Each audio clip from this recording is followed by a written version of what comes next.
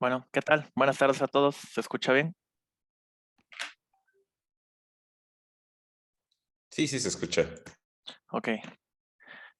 Bueno, pues buena tarde. Ya está conectado con nosotros el doctor Enzo Vázquez. Doctor, gracias por la invitación. Somos Centro Médico Nacional Puebla, Manuel Ávila Camacho. La iniciativa es pues invitar a ponentes expertos en el tema, en su área, y bueno, pues gracias por aceptar. Un poco del doctor. Bueno, es medicina interna, su formación en Centro Médico Nacional Arrasa. Posteriormente, nefrología en el Instituto Nacional de Cardiología. Pues el doctor es apasionado de la enseñanza, de la investigación, ética, profesionismo, humanismo son de sus principales convicciones. Entonces, el día de hoy vamos a ver el tema de lesión renal aguda y terapias de reemplazo renal. Doctor, gracias. Hola, muchas gracias por la invitación y por la presentación. Vamos a tocar un tema al cual ustedes se enfrentan bastante frecuente, que es la lesión renal aguda. Entonces, mi intención es intentar repasar algunas situaciones cotidianas y también intentar, pues, discutir qué es lo que tendríamos que hacer con los pacientes ante un aspecto clínico. Espero que les pueda ser de ayuda. Esta es la agenda y comienzo con un caso clínico. Es una paciente de 45 años que tiene 60 kilogramos de peso, diabetes mellitus y que fue diagnosticada con COVID-19. Durante una semana tratada de manera ambulatoria con dexametasona. Este cuadro es un cuadro similar al que ustedes se enfrentaron hace algún tiempo. La paciente fue recibida en urgencias con mal estado general, somnolencia, hipotensión arterial y desaturando. Como pueden ver, el manejo inicial constó de la administración de 500 mililitros de solución salina, le prescribieron una solución base, desafortunadamente requirió intubación orotraqueal para ventilarla, además de que le administraron una dosis inicial de vancomicina y soporte con norepinefrina a esta dosis. Estos fueron los laboratorios de inicio, en donde pues tiene una hemoglobina de 14.7, leucocitosis, una creatinina de 1.1 y nitrógeno urea de 27 miligramos por decilitro. Entonces, esta paciente llegó al servicio de urgencias con estas condiciones, requirió hospitalización y después de 5 días les hablan debido a que le detectan una elevación de creatinina a 3.1, un potasio de 6.8 con sodio de 153, nitrógeno urea de 90. Tomen en cuenta que en el momento del ingreso la paciente tenía estos estudios y con el peso que les mencioné, un agua corporal total aproximado de 36 litros. Sin embargo, si ustedes hacen la relación con el balance de líquidos, van viendo que en el piso donde estaba hospitalizada, pues le administraban volumen. Entonces, este volumen se fue acumulando y no es otra cosa que agua que va directamente al agua corporal total. Si nosotros revisamos aquí, quizás podemos ver que la elevación de la creatinina más importante fue en el del día 3 al 4, de 1.3 a 1.9. Sin embargo, vean que en el día 1 tenía 0.9 y en el día 3 tenía 1.3. Entonces, esto es importante porque aunque nos hablaron en el día 5, alguien pudo habernos hablado en el día 4. Pero aquí no estamos tomando algo en cuenta que es el balance de líquidos. Y la creatinina, al ser un soluto, tiene que tomarse en cuenta con un ajuste referente precisamente al balance. Con esta fórmula, al obtener el resultado de esta fórmula, en donde la creatinina sérica final se multiplica por la división entre el agua corporal total final sobre el agua corporal total inicial, vemos que la creatinina ajustada se modifica. Y aquí podemos evidenciar que la lesión renal aguda prácticamente fue en el día 3, no fue en el día 5 ni fue en el día 4, sino fue en el día 3, lo cual pues hubiese cambiado el pronóstico y la intervención en este momento. Entonces, aquí podemos decir que ya vamos tarde. Aquí las características del paciente eran diferentes. Tenía 4 litros y no tenía más del 10% de sobrecarga. Entonces, por lo tanto, ahorita nos estamos enfrentando a un paciente que, además de lesión renal aguda, tiene una sobrecarga mayor al 10%, tiene hipernatremia y tiene hipercalemia. Y los puntos importantes que deben de tomar en cuenta es que la sobrecarga hídrica enmascara la lesión renal aguda. Hasta este momento, nosotros hacemos diagnóstico de lesión renal aguda con creatinina y con gasto urinario.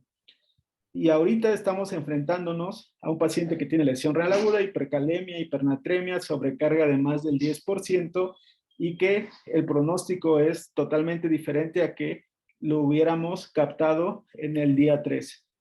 El diagnóstico de lesión renal aguda, de acuerdo a las recomendaciones de CADIGO, son estas, si ustedes ya lo conocen, ¿no? Los nefrólogos somos los que más nos quejamos de la creatinina, sin embargo, somos los que más la usamos. Aquí la situación es que la creatinina tiene ciertas características que debemos de tomar en cuenta, ¿no? No es un marcador de función renal ideal porque no tiene una tasa de producción constante, no se elimina o no aparece en la orina sin reabsorción y sin secreción, porque ustedes saben que hay absorción y secreción de estas, además de la filtración. Entonces, si ustedes no toman en cuenta esto, pues obviamente tienen mayores posibilidades de equivocarse. Hay sustancias, medicamentos que pueden hacer que haya una disminución en la secreción tubular de creatinina. Hasta que no exista otra manera de hacer este tipo de evaluaciones, en este momento es vigente el uso de la creatinina con la clasificación de CADIGO, ¿no? Hablamos de que tengo una progresión en cuanto al deterioro de la función renal, y para eso pues también ustedes conocen que existen algunas herramientas. Les mencionaba previamente lo de los biomarcadores, a los cuales no todos tenemos acceso, pero a lo que sí tenemos acceso es a la furosemida, al test de estrés de furosemida, que hasta este momento, tanto sola como en conjunto a otros biomarcadores, muestra un comportamiento de mejor predicción en comparación a cuando se compara únicamente con biomarcadores. Entonces, ustedes, y eso lo han estudiado a partir de los estudios o los reportes del doctor Chaula y sus colaboradores, en donde con el test de estrés de furosemida y podemos evaluar qué paciente va a progresar a lesión renal aguda con un mejor desempeño que utilizando únicamente biomarcadores. Lo ideal sería tenerlos todos, ¿no? Pero si no los tienen, no se angustien. Ahora, yo considero que el inicio de la terapia de reemplazo renal en los pacientes con lesión renal aguda es una de las decisiones más difíciles para el nefrólogo. A veces, quizás menospreciamos esto porque tenemos la facilidad de poner un catéter y tenemos la facilidad de indicar una terapia de sustitución renal. Sin embargo, esto implica pues mayores costos, algunas complicaciones para el paciente si es que no lo requiere. Es muy diferente, sobre todo en nuestro medio actual, que demos de alta a un paciente con un tratamiento crónico a que no sea así.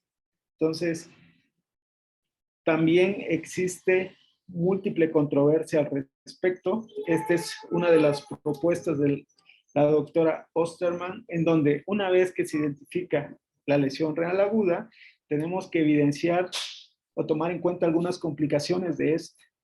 Siempre optimicen la hemodinamia. No intenten retar a un paciente. ¿No? O sea, los riñones son sabios. Si el paciente no tiene presiones arteriales adecuadas, no va a orinar aunque le apliquen dosis óptimas de diurético. Aseguren un volumen intravascular y para eso hay demasiadas herramientas. Entre más herramientas tengan ustedes, menos se van a equivocar. Si son aptos en realizar ultrasonido, háganlo. Si no lo saben y tienen un compañero de terapia intensiva, un cardiólogo, pídanle ayuda, porque así nos equivocaremos menos. El objetivo es tener presiones arteriales adecuadas, siempre y cuando tenga algún medicamento que no sea primordial, hay que evitarlo. Si de pronto el paciente requiere vancomicina, pues ni modos, hay que darle la vancomicina o anfotericina o algún otro medicamento que sea primordial o prioritario. Hay que evaluar continuamente el estado de volumen. No es ahorita vi y no requiere y nos vemos mañana. Es una evaluación continua. Si el paciente tiene lesión renal aguda más persistencia de la anuria, continúa con acidosis, tiene un balance de líquidos de más del 10%, y que ya tiene repercusión en otros sistemas, por ejemplo, sobre el corazón o los pulmones, pues hay que considerar la terapia de reemplazo renal continua. Entonces, no existe diferencia, y eso estoy seguro también que ustedes lo han revisado, entre el inicio temprano y tardío de la lesión renal aguda. Pues para empezar, ni se han puesto de acuerdo entre cada estudio cuáles son los criterios de inicio temprano y de inicio tardío, ¿no? En algunos casos hay que tomar en cuenta la sobrecarga de volumen, sobre todo en cuidados intensivos, retomando el ejemplo que les mostré. Sean cautelosos con la reanimación hídrica, empleen el diurético cuando crean que el paciente se está quedando positivo. Es muy importante el estado clínico y el contexto del paciente, y esto aplica para COVID. En caso de sobrecarga hídrica, ustedes deberán considerarlo cuando los diuréticos no son efectivos o cuando es probable que los diuréticos no sean efectivos, es decir, tienen un paciente que ya sabían que tiene una tasa de filtrado de 15 o 16, pues probablemente su función renal residual y su función de reserva sea menor y quizás no tenga la respuesta esperada en cuanto a la uresis. Si el paciente está en ECMO o tiene altos ingresos y tiene aparte de esto enfermedad renal, pues de igual manera tiene un alto riesgo de sobrecarga hídrica. Y también si tiene una sobrecarga hídrica y ya tiene efectos adversos de diuréticos. Por ejemplo, un paciente que está intubado, ventilado, aminas, sedantes, dieta y tiene 150 mililitros de ingresos y ustedes lo tienen a dosis tope de diuréticos y el paciente ya está haciendo hipocalemias, no hay un balance neutro, pues definitivamente tendrán que evaluar la terapia de reemplazo renal. Entonces, y algo que considero muy importante, el contexto clínico y las tendencias. Este es un ejemplo en donde ustedes pueden ver que este paciente, ustedes van a verlo hoy a las 9 de la mañana y tiene esta creatinina 3.1, tiene este nitrógeno urea en sangre, este sodio, este potasio, este bicarbonato, tiene un balance positivo de 800, norepia 0.3 y vaso. Entonces, si alguien aquí quisiera rápido,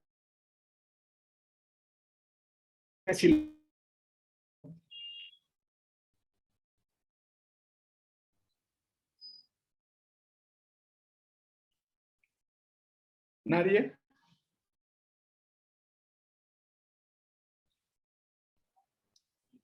Ok, entonces mi primera recomendación sería, no nada más tomen en cuenta esto, hay que ver cuál es la tendencia del paciente y cuál es su contexto clínico.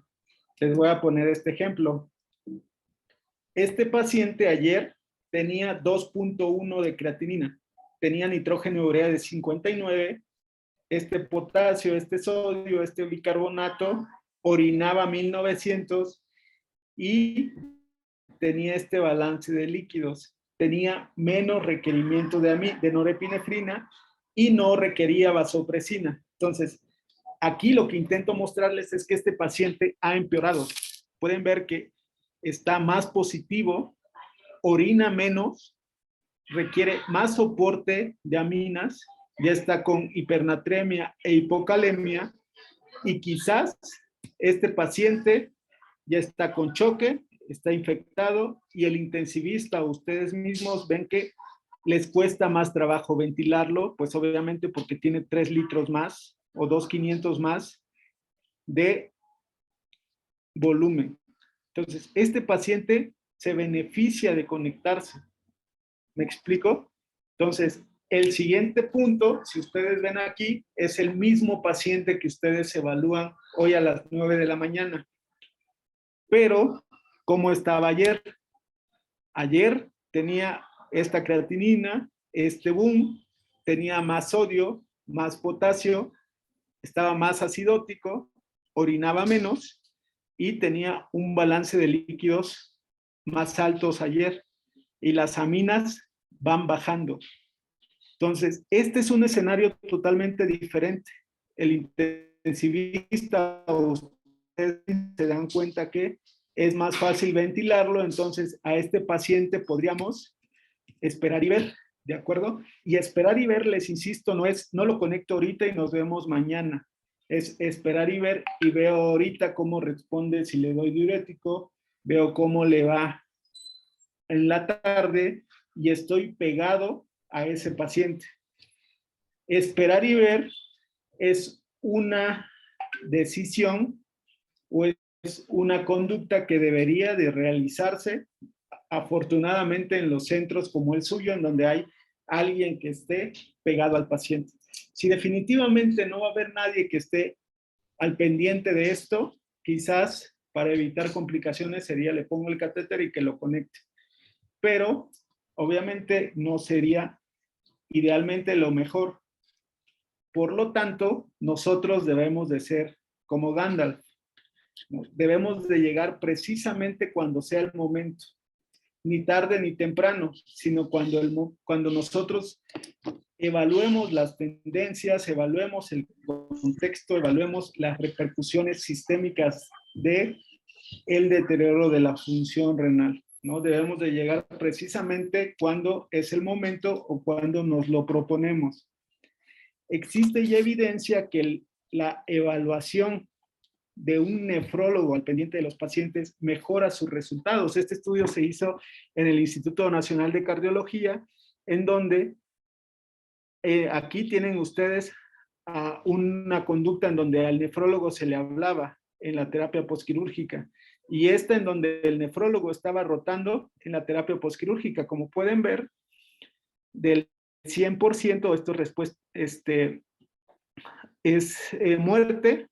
Aquí que había una respuesta completa no es como respuesta, sino y respuesta parcial, es una recuperación parcial y recuperación completa de la función renal. Entonces, como pueden ver, cuando se le hablaba al nefrólogo, habían más pacientes que fallecían, a diferencia de cuando el nefrólogo estaba ahí en el área de la terapia postquirúrgica. Y también los pacientes aumentaban en el número de los que recuperaban la función renal, lo cual no es poca cosa. Imagínense a alguien que requiere diálisis y que de pronto se la puedes quitar, pues obviamente en el grupo de los pacientes que tenía el nefrólogo ahí, les iba en general mejor. Ahora, aquellos pacientes que estaban en el grupo de los nefrólogos, pues obviamente se conectaban más. Esta es terapia de sustitución renal, hasta un 80% se conectaron, a diferencia de casi un 70% en el grupo en donde seguramente pues era la decisión mayoritaria del intensivista. Entonces, con esto yo les muestro evidencia que el hecho de que un nefrólogo esté en las terapias intensivas o en los cuidados críticos beneficia a sus pacientes. Por lo tanto, a veces nosotros pugnamos porque este tipo de estancia sea exclusivamente para los nefrólogos. Los jinetes del apocalipsis difícilmente van a cambiar. En cuanto al riñón, usualmente estaremos hablando de la uremia, de la hipercalemia, de repercusiones a niveles de otros órganos, de acidosis y de sobrecarga. Y muchos estudios, seguramente, afortunadamente, no tendremos una respuesta contundente, lo cual yo considero que para nosotros como nefrólogos no implica un problema real. Ahora, ustedes decidieron que su paciente va a requerir terapia de reemplazo renal. ¿Qué terapia van a elegir? Pues tienen que considerar cuál es el objetivo. Si hay que ultrafiltrar, si hay que depurar solutos, si va a ser una terapia intermitente, va a ser una terapia continua, con o sin diuréticos. No olviden esto, la elección va a depender del estado clínico, la necesidad del paciente, la disponibilidad y el conocimiento. Podemos ser expertos o considerar que somos expertos en lentas continuas, pero no tenemos el material. Nuestro paciente no es candidato a una hemodiálisis intermitente, pero sí tiene un catéter de diálisis peritoneal. Y la diálisis peritoneal es una terapia lenta continua. No es extracorpórea, pero es lenta continua y podemos echar mano con seguridad de esto si es que no tiene ninguna contraindicación. La terapia extracorpórea a elegir va a depender, obviamente, del objetivo, les repito. Si tenemos una terapia intermitente, vamos a tener una mayor eficiencia de la terapia, eso significa mayor aclaramiento por hora. Pero si tenemos una terapia continua, vamos a tener mayor intensidad, es decir, mayor aclaramiento en 24 horas. También existe una repercusión sobre el estado de volumen, ¿no? En donde en el caso de lenta continua vamos a hacer una eliminación continua y lenta, y en el caso de la hemodiálisis únicamente va a ser durante la conexión y posteriormente el paciente va a volver a ganar volumen. Es decir, si ustedes le dan 3 o 4 horas a su paciente de tratamiento, el resto de horas del día va a recuperar ese volumen. No hay duda de las consecuencias de la sobrecarga hídrica. Abarca todos los sistemas que ustedes se pueden imaginar. Por lo tanto, es un aspecto que deben de considerar con lesión renal aguda, que es un factor de riesgo para la mortalidad, incluso si ustedes le dan a sus pacientes sustitución renal. Entonces, el otro problema es que no es sencillo eliminar el líquido del espacio intravascular. ¿Por qué? Porque estamos hablando de pacientes que están sépticos, que tienen un glucocálix alterado, que tienen una disminución de la presión oncótica, ¿no? Hipoalbuminemia, fuga capilar. Entonces, no es tan fácil extraer el volumen intravascular o el exceso de volumen intravascular. Entonces, esto nos puede poner en un escenario en donde tenemos un paciente que tiene 10 litros de sobrecarga, pero que ustedes no le pueden retirar esos 10 litros, ¿no? Entonces, no porque algún paciente pueda tener una sobrecarga excesiva, significa que sea fácil de retirarse. Para eliminar ese volumen, podemos echar mano de diuréticos de ASA, de diuréticos en general, principalmente de ASA, que tienen estas características, ¿no? Activación neuromoral directa. Podemos tener eliminación impredecible de sodio y agua, aunque usualmente obtenemos una orina hipotónica. Pueden desarrollar resistencia a diuréticos, sobre todo un paciente que ya tiene diuréticos previamente, hipoalbuminemia, baja función renal. No requiere un circuito extracorpóreo, a diferencia de la ultrafiltración, en donde existe la necesidad de anticoagulación, necesidad de un circuito extracorpóreo. Alguien podrá decir que hay un control de la tasa y de la cantidad de volumen, pero tomen en cuenta que no es fácil extraer el volumen intravascular de estos pacientes. Por lo tanto, cuando ustedes tienen un balance de líquidos en donde se están quedando con un balance y una carga de sodio positiva, van a tener mayor riesgo para tener fallo de la eficiencia de los medicamentos diuréticos. Ahí es cuando ustedes deben de tomar en cuenta una ultrafiltración artificial, en donde deben de considerar una remoción rápida y urgente, sobre todo para evitar desenlaces negativos, incluyendo la muerte en nuestros pacientes. Aquí es donde nosotros debemos de tomar en cuenta cuál es el comportamiento del estado de volumen dependiendo de la terapia que utilicen. Como les había adelantado, cuando ustedes hablan de una terapia lenta continua, tienen un tratamiento constante y esto aplica para la diálisis peritoneal, en donde van a estar eliminando el volumen de manera constante, intentando lograr esta curva negativa. A diferencia de un paciente con hemodiálisis intermitente, en donde quizás le retiran 3 litros hoy, pero gana 4. Entonces ya parten de acá y después le retiran 4, si es que los tolera, y quedaron neutros, pero siempre la tendencia va a ser progresivamente hacia arriba. Entonces, si su paciente tiene altos ingresos y está inestable, pues quizás lo mejor sea una lenta continua, si es que con la uresis no se consigue. ¿Cuánto tienen que ultrafiltrar? Pues también, como todo en medicina, no existe una respuesta 100% correcta. Sobre todo porque sabemos que cuando ustedes ultrafiltran menos, hay edema. Y esto se asocia a hipertensión, dependencia del ventilador y usualmente, como se trata de unos riñones congestivos, cuesta recuperar la función renal. Pero también el otro extremo genera isquemia, tanto en los riñones como en el corazón. Puede ocurrir arritmias cardíacas, hipotensión intradialítica, también hay una disminución de la recuperación renal. No cabe duda que el edema y la isquemia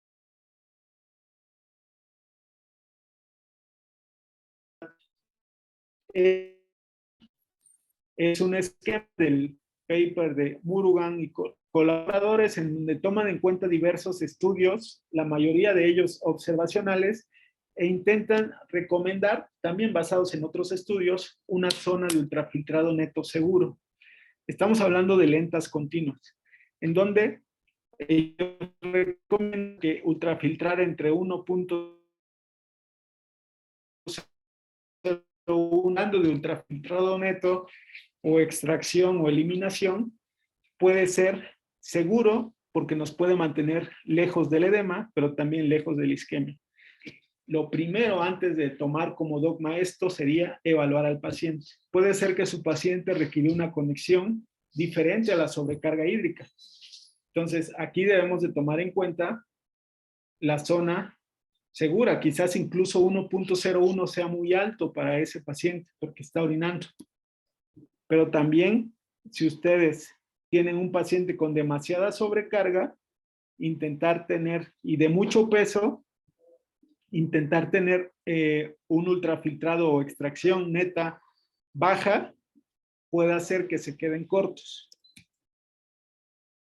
Lo que sí deben de tener siempre en mente es que las altas tasas de extracción, eliminación, pérdida de peso, ultrafiltrado neto, de acuerdo a la máquina que utilicen, se relaciona con isquemia y disfunción orgánica. Y aquí estamos viendo algunos ejemplos de disfunción orgánica.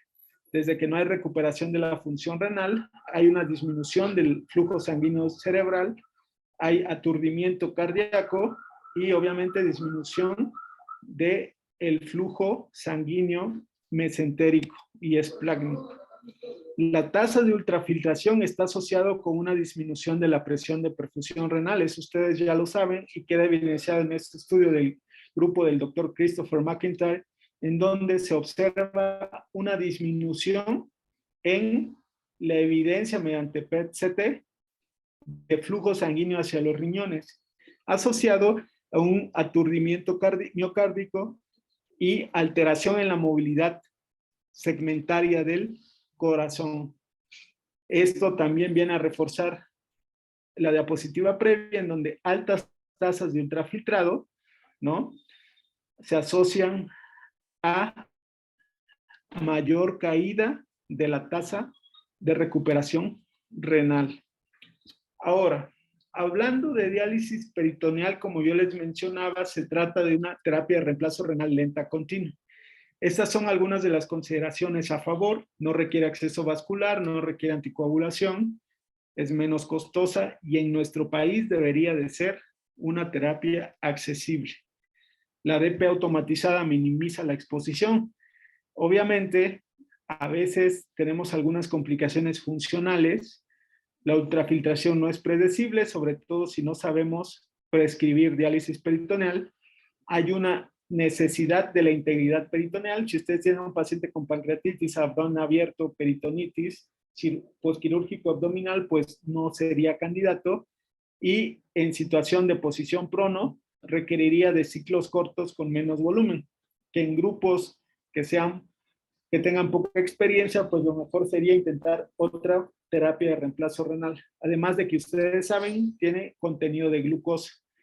La inserción del catéter puede ser colocado en cama. Existen tanto kits como ya sea mediante una incisión de manera percutánea o laparoscópica.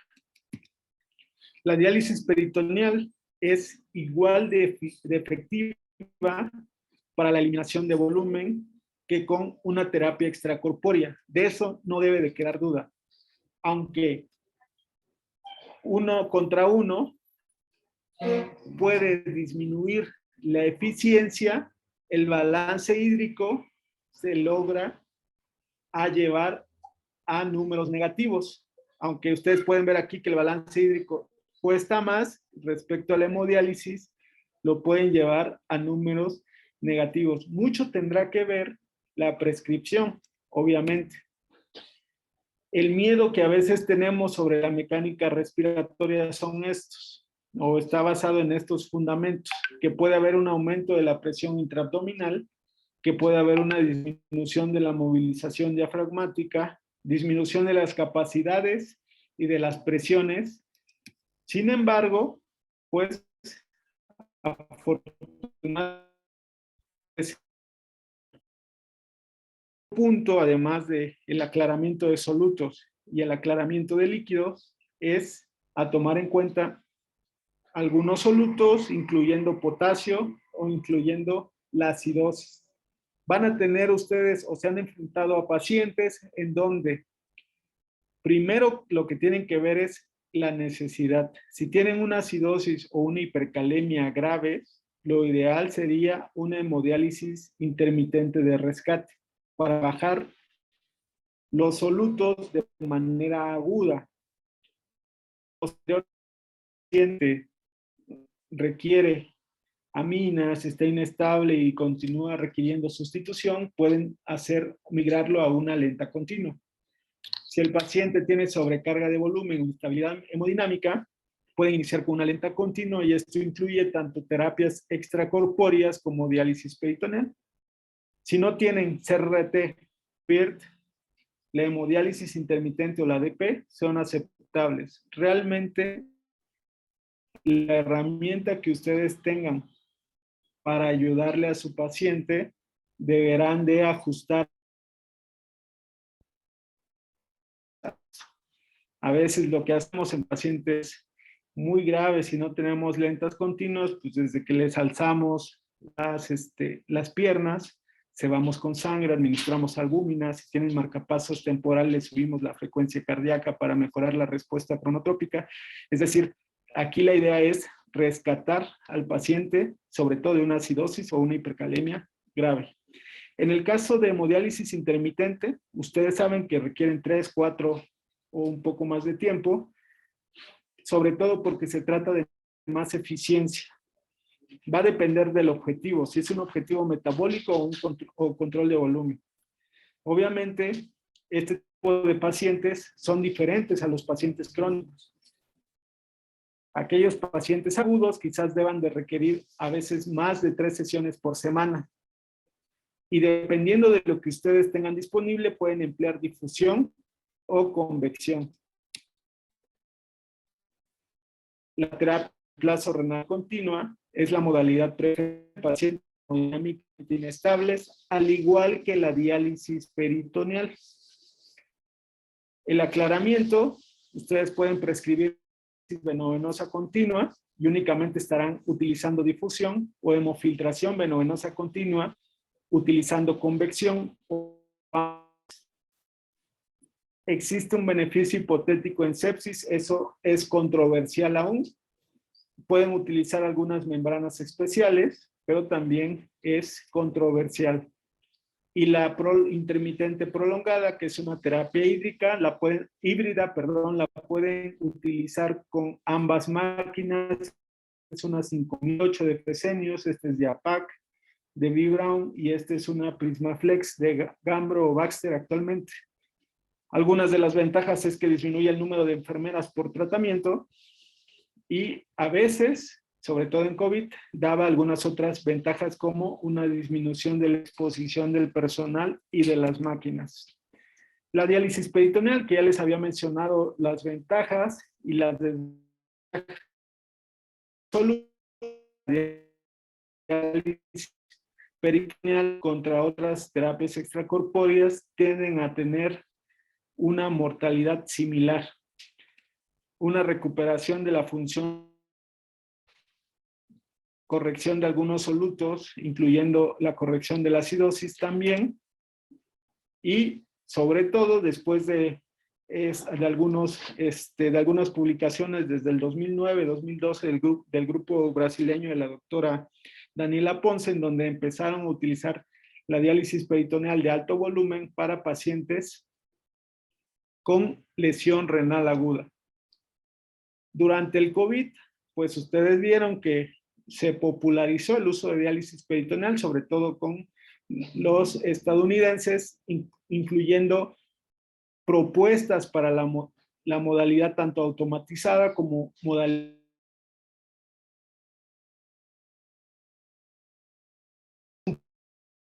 un hospital en Nueva York COVID, en donde pues pueden ver el volumen de infusión, tiempo de ciclo, ¿no? El tiempo de terapia se requiere o se utiliza como existe ventaja de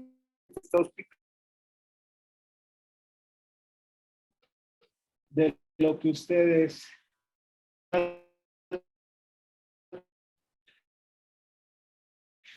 incluso con recomendaciones durante el transcurso de la pandemia COVID-19 para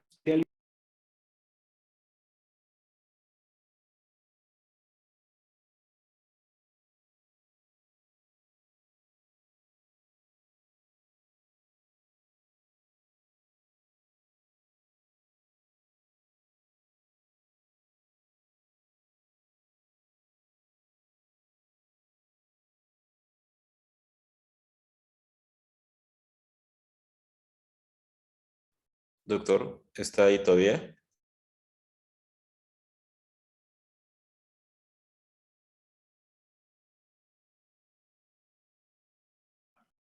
Corroboramos con el celular su conexión, Ramoncito, y les confirmo. Sí.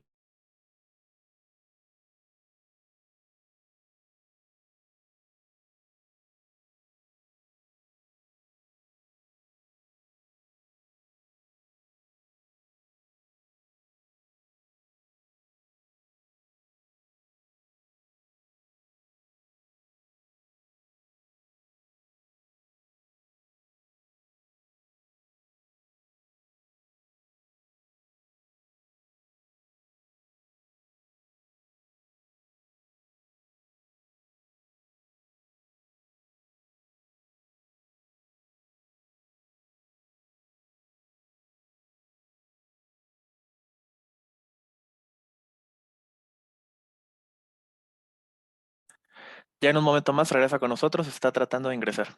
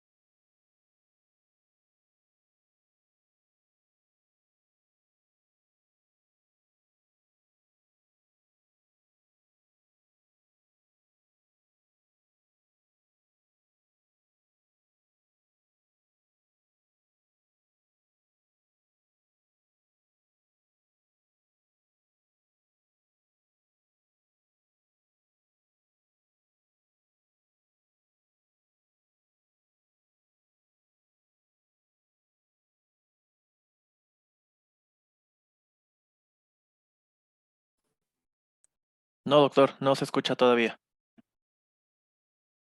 ¿no? ¿Me escuchan ya? Ya se escucha bien. Sí, doctor, ya se escucha. Ahora sí. Perfecto. Disculpen, es que me sacó mi internet. No, sin problema. Entonces, lo que les mencionaba es que obviamente ellos, los estadounidenses aquí proponían aumentar progresivamente el volumen de infusión, sobre todo también tomar en cuenta la concentración de glucosa, incluso las guías de DPA, de ISPD toman en cuenta que si están tratando de una o grave, utilizan concentraciones de glucosa al 4.25%, que se aseguren de la movilización intestinal para evitar lo que es la migración y obviamente estar evaluando la prescripción de diálisis peritoneal. En COVID-19, pues ustedes experimentaron que de pronto pues nos las arreglábamos y presumíamos en redes sociales cómo le hacíamos para poder darle las terapias a los pacientes. Sin embargo, pues la verdad es que afortunadamente este virus se descubrió que pues tenía un mecanismo ineficaz en cuanto a las superficies. En aquellos pacientes que estén en ECMO, pues recuerden que el ECMO tiene una indicación pulmonar o una indicación cardíaca. También se popularizó durante el COVID-19, sobre todo para indicaciones pulmonares. Estos pacientes pues son pacientes que requieren vasopresores, requieren demasiado volumen, requieren transfusiones. Entonces, a menudo la indicación de conexión de terapia de reemplazo renal de estos pacientes es la sobrecarga de volumen. Otro punto es la posición en prono, ya que también se popularizó por el distrés respiratorio, y lo que ustedes deben de tomar en cuenta en estos pacientes es asegurar las líneas antes de pronar al paciente. Cuando vayan a pronar al paciente, pues que esté ahí alguien que se preocupe por las líneas. A veces es suficiente con la enfermera. Y en cuestión de diálisis peritoneal, pues como les mencionaba, se puede limitar el volumen intraabdominal. Entonces, si no tienen alguna otra vía y tienen únicamente diálisis peritoneal, lo que recomiendan es volúmenes bajos con más ciclos. Existen algunas otras terapias asociadas al reemplazo renal, como la hemoperfusión, en donde se han utilizado sorbentes con polimixina B, y desafortunadamente no hay una diferencia en la mortalidad. Esto también se popularizó en COVID-19, aquellas membranas absorbentes, incluyendo membranas que eliminaban citocinas por el sustento teórico y fisiológico que nos permitió identificar en los pacientes con COVID-19. Sin embargo, pues se vio después que la carga de citocinas que se eliminaba era tanto para aquellas proinflamatorias como antiinflamatorias, ¿no? Entonces, allá llegaba el momento en el cual no se podía asegurar cuál era el beneficio específico de estas terapias sobre estos pacientes.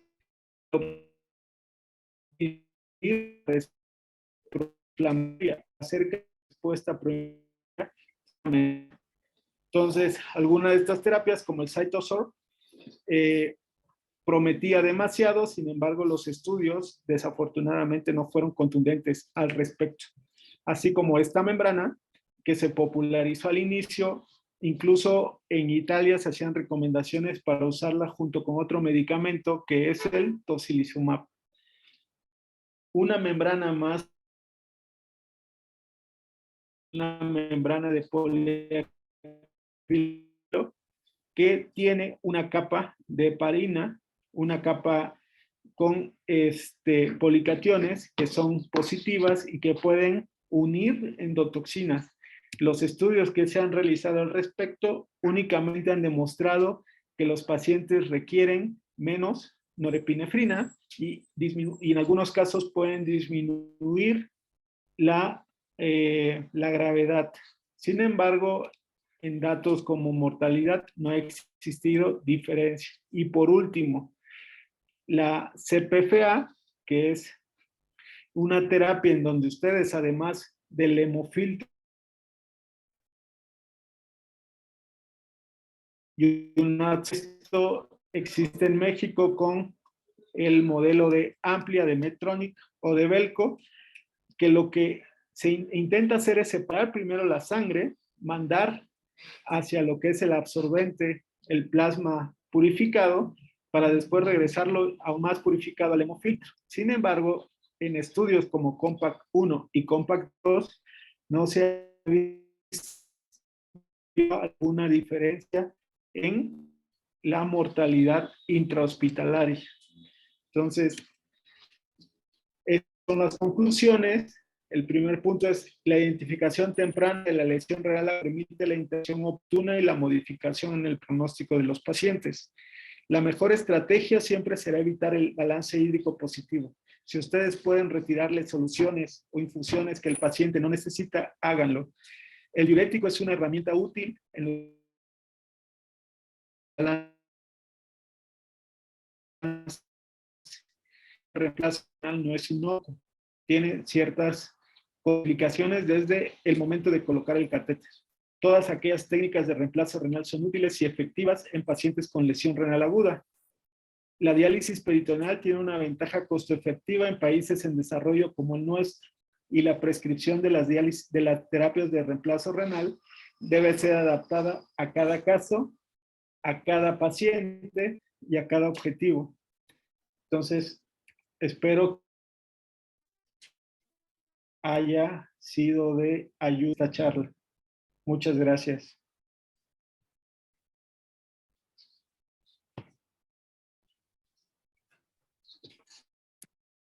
Muy bien. Bueno, nos han hecho llegar algunas preguntas. ¿Quieres que empiece yo, Ramón? Empiezas tú. Usted, Doc. Ok, doctor, nos preguntan acá que ¿cuál es la propuesta para el retiro de la terapia de reemplazo renal? ¿En qué momento? ¿Si se debe de considerar la uresis como punto de partida o qué es lo que usted recomienda?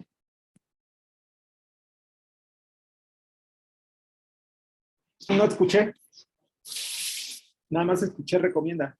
Ok, ¿me escuchan bien? Ya te escucho.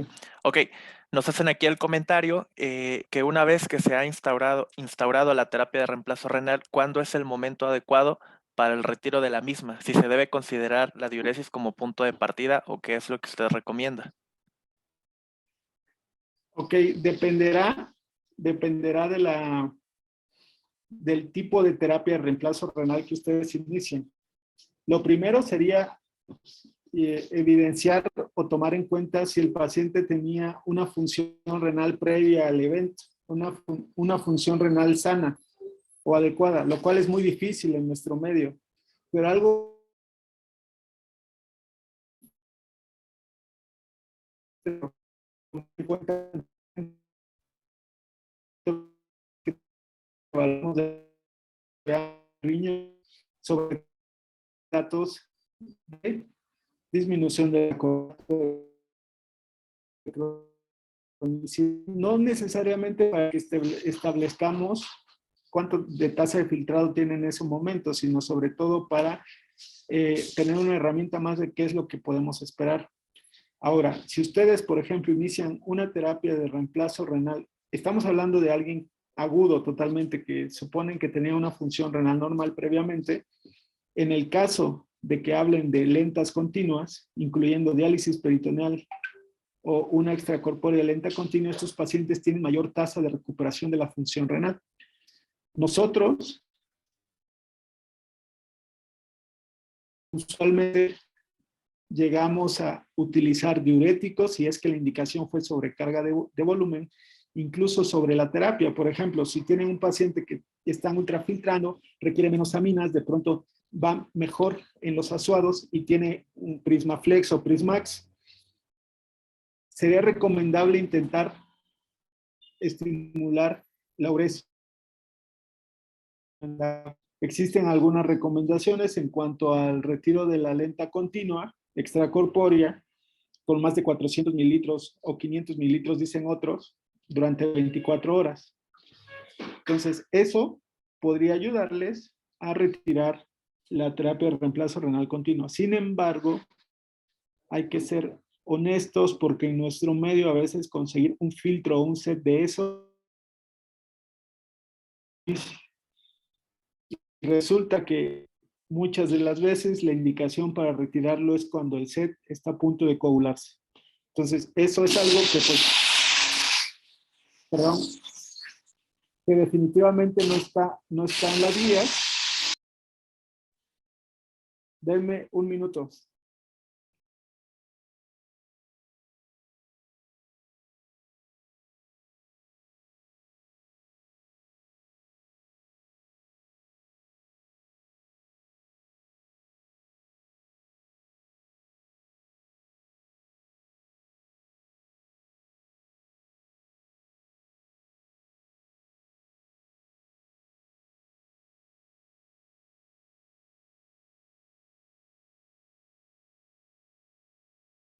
Perdón, ya estoy, ya no hay ruido.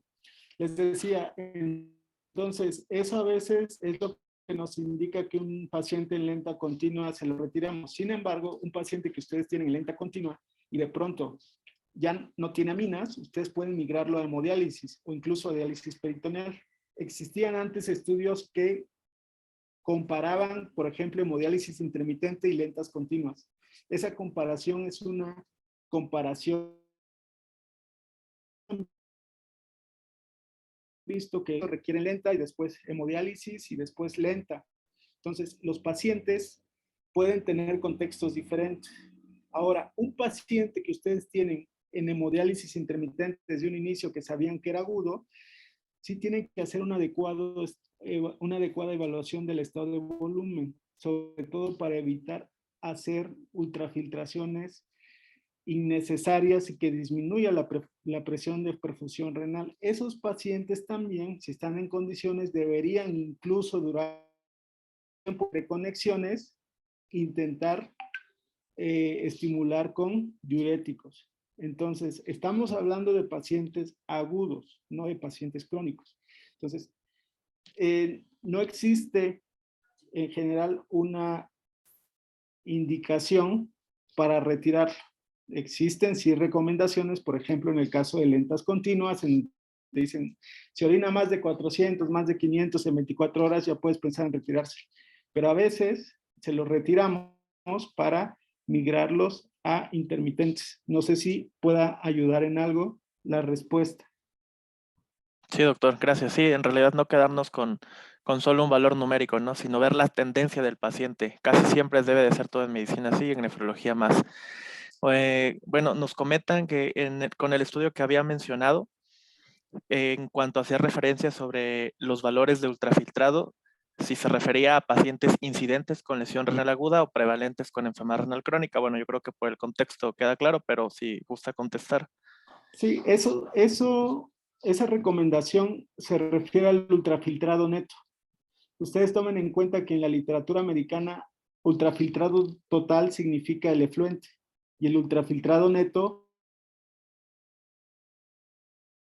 en hemodiálisis tomamos en cuenta como ultrafiltración. Entonces, eso aplica únicamente en terapia extracorpórea lenta continua. En terapia de hemodiálisis crónica existen algunos estudios. Primero decían que no tenían que superar más de 15 mililitros, ¿no? Por hora, por kilogramo por hora. Después 13, después 10. Este estudio de Murugan, bueno, es una revisión basada en la evidencia actual, pues recomienda sobre todo en lentas continuas. Eso como ultrafiltrado neto o extracción o eliminación. Ok, doctor. Nos preguntan acá que, bueno, queda claro que no hay beneficio entre un inicio temprano contra tardío, pero ¿qué tal de un inicio tardío versus más tardío o tarde versus más tarde? Es que yo considero, o sea, más tarde, algo que no va a cambiar son las indicaciones clásicas y no ha cambiado desde hace 50, 70 años, ¿no? Cuando empezó este tipo de terapias, esas indicaciones clásicas no van a cambiar. Algo antes de eso, yo considero que si tú llegas a una indicación clásica, tienes que conectar al paciente. Yo lo que consideraría, con base en estos estudios, como algo antes, sería evaluar el contexto y evaluar la tendencia. Y eso nosotros lo podemos saber desde que vemos al paciente o cuando platicamos con el médico tratante. Tenemos un paciente chocado, operado de cirugía cardíaca que ya tiene óxido azul de metileno. Pues obviamente este paciente en la tarde difícilmente va a tener una recuperación que no ha tenido en 2 días. Mi recomendación sería que antepongan el juicio clínico a números o a criterios. Tenemos la gran ventaja nosotros, como nefrólogos, de provenir de una rama de la medicina que es la medicina interna, a diferencia de otras especialidades, donde a veces se toma más en cuenta. Entonces, sí es bueno tomar en cuenta la Kiki 2, Star ICU y todo esto, pero a veces vas a tener un paciente que hoy lo conectaste de acuerdo a este estudio temprano y en la siguiente semana vas a tener otro paciente que de acuerdo al mismo estudio pudiste haberlo considerado como tardío. A eso a lo que me refiero cuando nosotros deberíamos de intervenir oportunamente. Es esa discusión, así como la discusión de CRT versus HD, no va no pareciera que vaya a dar un resultado contundente. Ya son muchos estudios y hay mucho dinero que se ha invertido, grandes estudios, la verdad, y a veces nos sirven para otras cosas, pero no para decidir entre temprano y tardío. Espero haber ayudado. Sí, sí, doctor. En relación con CRRT, nos preguntan cuál es su postura en cuanto a sustitución prefiltro o posfiltro para un beneficio de la terapia y para mejor utilización del filtro. Depende. O sea, un punto. La máquina que más utilizamos es la máquina de Gambro, de Baxter, que cuenta con 5 bombas, incluyendo la bomba de sangre. Tiene la ventaja de tener 2 sustituciones al mismo tiempo. La situación es que existe un estudio de 1999 en la JKD, en donde comparan el efecto sobre las moléculas de pequeño tamaño y de mediano tamaño, comparan lo que es la beta-2 microglobulina. Y se observa que las de mediano tamaño, las de pequeño tamaño tienen una distribución o un aclaramiento igual prácticamente en una línea, al igual que la convección, cuando comparan difusión. Es decir, lo que intento decirles es que ustedes podrían dar CVHD o hemodiálisis venovenosa continua en este tipo de pacientes con seguridad, porque usualmente son pacientes en donde la convección por filtración en la mayoría de casos no es necesaria, a menos que traten con alguna intoxicación o quieran eliminar alguna sustancia de mayor tamaño. Con esto pretendo decirles que no porque tengan 5 bombas tienen que programar las 5, que también a veces es algo que se hace. Y la prescripción de lentas continuas no significa tengo que dar 2000 y pongo 1000 acá, 500 acá, 300, 200, no. Nosotros no deberíamos de hacer eso. Deberíamos de saber, de acuerdo a cada volumen o a cada flujo que prescribimos, cuál es el efecto, por ejemplo, en la predilución, cuál es el efecto en la fracción de filtración, cuál es el efecto en la fracción de flujo y cuál es el efecto, obviamente, con el flujo de sangre y con la ultrafiltración neta. Ahora, específicamente respondiendo a la pregunta, en pacientes con terapia de hemodiálisis crónica, en donde se emplea hemodiafiltración, ahí sí existe evidencia contundente de que la hemodiafiltración post-filtro tiene un mejor efecto sobre las moléculas de mediano tamaño, incluyendo fósforo, PTH y las más importantes que es pecresol, indoxil, ¿no? Que son las que nadie pone atención. Entonces, sobre esas moléculas, la hemodiafiltración tiene post-filtro tiene un mejor efecto, a diferencia de la hemodiafiltración prefiltro. Tendríamos que hablar de hemodiafiltración después, porque para la hemodiafiltración tiene que ver el flujo de sangre, el tiempo, la fracción de filtración que viene dada por el hematocrito. Entonces, son muchos aspectos. Eso no es tan contundente en lentas continuas, porque en lentas continuas estás tratando algo agudo. No me preocuparía tanto el fósforo, a menos que dé dosis muy altas, que también es otro tema, la dosis de la lenta continua. ¿Por qué? Porque uno pensaría que a dosis más altas mejor le va al paciente, pero no es así. Pero De no hecho, es así. desde el 2008-2009 con el ATN y el renal, se vio que los pacientes tenían más efectos adversos.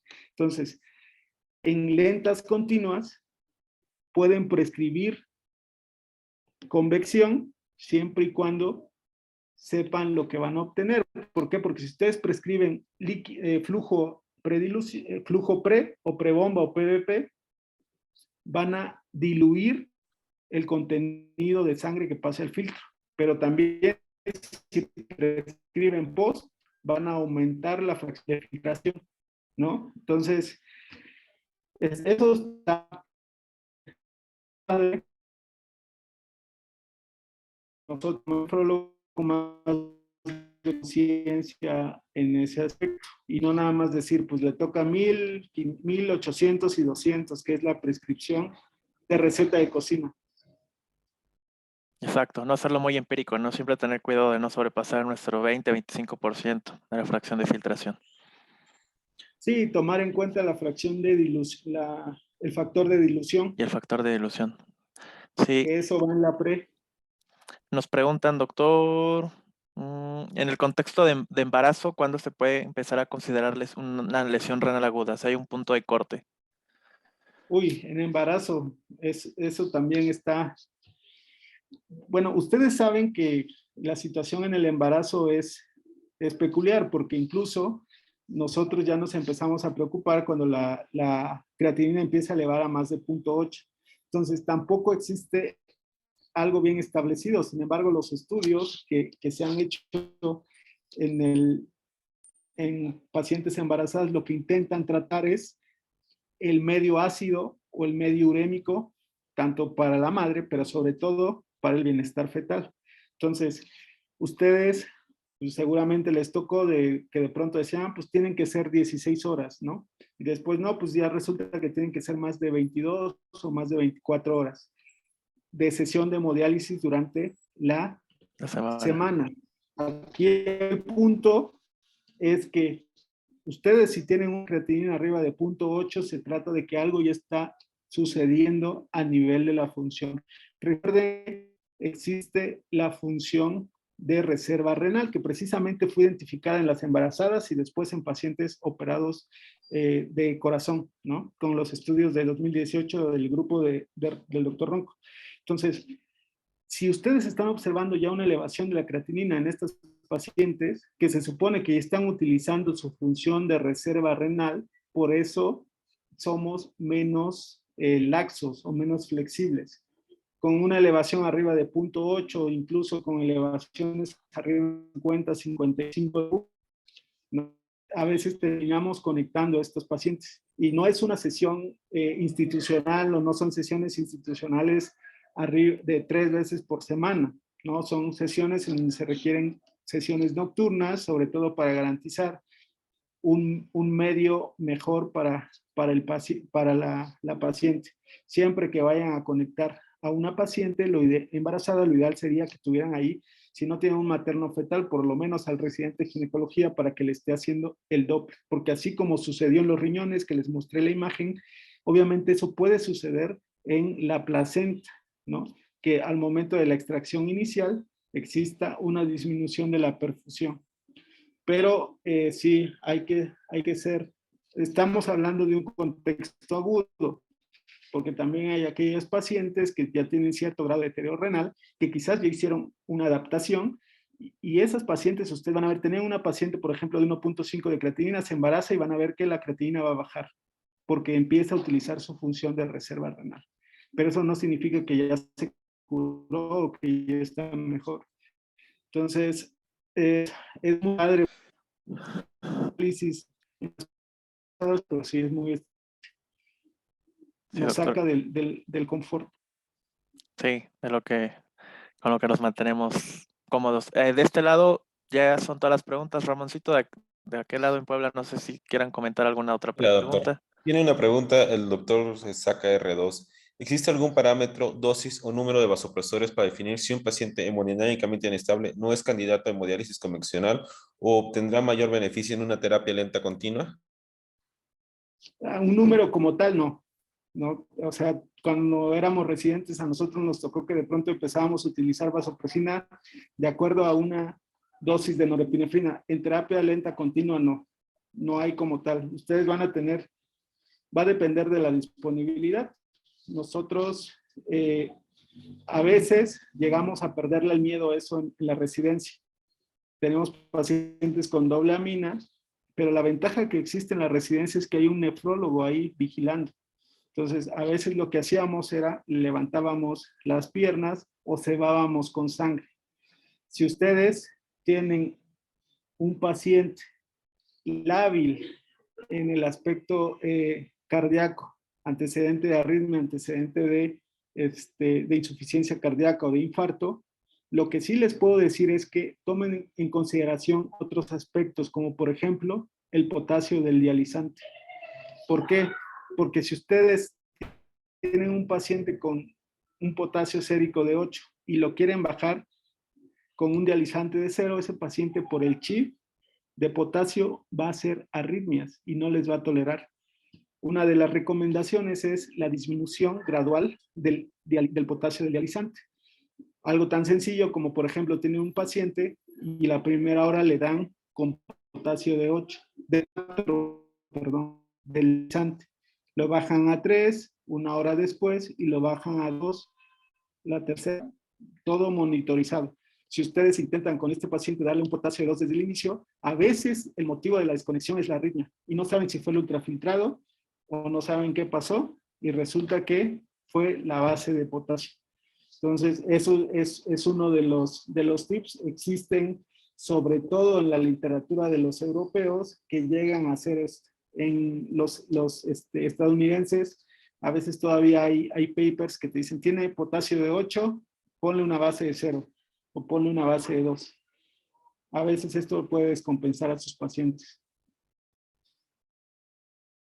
Gracias, doctor. De este lado no hay más preguntas. De aquel lado, Ramoncito. Tampoco tenemos más preguntas. Doctor, muchísimas gracias por su tiempo y por esta excelente ponencia. Esperemos que pronto nos pueda acompañar con otra clase. Si usted gusta, nos acepta una nueva invitación. Muchísimas gracias por estos minutos. No, muchas gracias a ustedes por la invitación. Ok, Pueden contactarme y sin duda nos ponemos ya. Haya ayudado y espero haya sido claro también. Y disculpen por las interrupciones. Muchas no hay gracias. problema, doctor. Muchas gracias. Y Hasta luego. antes de irnos, invitarlos a la siguiente ponencia. Es el día 28. Va a ser con glomerulonefritis nefritis lúpica por el doctor Luis, médico de la clínica de glomeropatías de La Raza. Muchas gracias, doctor. Gracias, doctor. Hasta luego. Gracias a ustedes.